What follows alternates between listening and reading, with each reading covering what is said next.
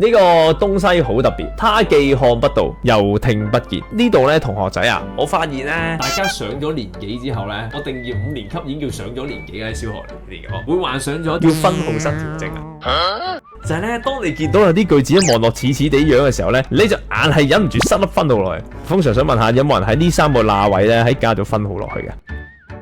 點解呢3個位唔好加分號呢？必殺技第4式，第一招你加得分號，佢前後都要係複句。第二，句式要相似，嗰2句似樣嘅。大多數患上咗分號失調症嘅小朋友咧，都係因為淨係睇到第2個條件，冇留意第1個。